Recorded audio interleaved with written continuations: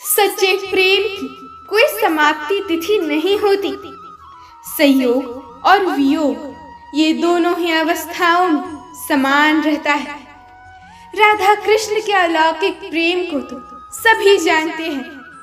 ये उनके प्रेम की ही पराकाष्ठा है कि चोट कान्हा को लगी तो पीड़ा राधा को होती है। कृष्ण प्रेम है तो राधा प्रेम का अर्थ है। पुराणों में श्री राधा रानी को श्री कृष्ण की शाश्वत जीवन संगिनी कहा जाता है। किंतु क्या आप जानते हैं कि एक दिन राधा ने अपने पैर धोकर उसका पानी श्री कृष्ण को पिलाया था। आज हम जानेंगे कि राधा ने अपना चरणामृत क्यों श्री कृष्ण को पिलाया और श्री कृष्ण ने राधा के चरणों के चरणामृत को क्यों ग्रहण किया। उससे पूर्व यदि आप इस चैनल पर नए हैं तो चैनल को सब्सक्राइब कीजिए और बेल आइकन को भी अवश्य प्रेस कीजिए ताकि हमारे नए वीडियो सबसे पहले आपके पास पहुंचे। तो चलिए शुरू करते हैं। चरणामृत से संबंधित एक पौराणिक कथा काफी प्रसिद्ध है जो हमें श्री कृष्ण एवं राधा रानी के अटूट प्रेम का स्मरण कराती है। कहते हैं कि एक समय नंदलाल काफी बीमार पड़ गए। कोई भी दवा या जड़ी बूटी उन पर बेअसर साबित हो रही थी। तभी श्री कृष्ण ने स्वयं ही गोपियों से एक ऐसा उपाय करने को कहा जिसे सुन गोपियां दुविधा में पड़ गई।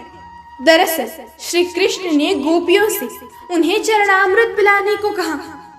उनका मानना था कि उनके परम भक्त या फिर जो उनसे अत्यंत प्रेम करते हैं तथा उनकी चिंता करते हैं, यदि उसके पाँव को धोने के लिए इस्तेमाल हुए जल को वे ग्रहण कर ले तो वे निश्चित ही स्वस्थ हो जाएंगे। परंतु दूसरी ओर गोपियां और भी चिंता में पड़ गई।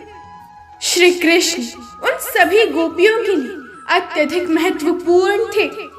वे सभी उनकी परम भक्त थी, किंतु उन्हें इस उपाय के निष्फल होने की भी चिंता सता रही थी। उनके मन में बार बार ये आ रहा था कि यदि उनमें से किसी एक गोपी ने अपने पाँव धोकर चरणामृत बना लिया और श्री कृष्ण को पीने के लिए दे दिया तो वो परम भक्त का कार्य तो कर देंगी, परंतु किन्हीं कारणों से यदि कान्हा ठीक ना हुई तो उसे नरक भोगना पड़ेगा।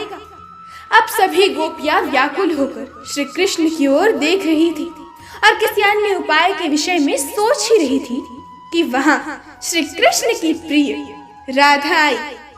अपने कृष्ण को इस हालत में देख के राधा के तो जैसे प्राण ही निकल गए हो।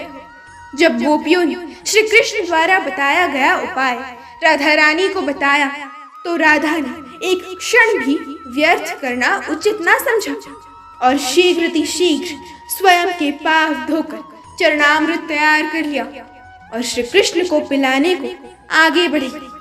राधा जानती थी कि वे क्या कर रही है। जो बात अन्य गोपियों के लिए भय का कारण थी, ठीक वही भय राधा के भी मन में था। किंतु श्री कृष्ण को पुनः स्वस्थ करने के लिए वो नरक में चले जाने को भी तैयार थी।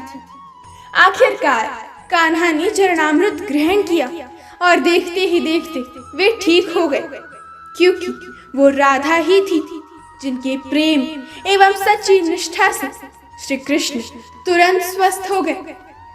अपने कृष्ण को निरोग देखने के लिए राधा ने एक बार भी स्वयं की भविष्य की चिंता ना की और वही किया जो उनका धर्म था।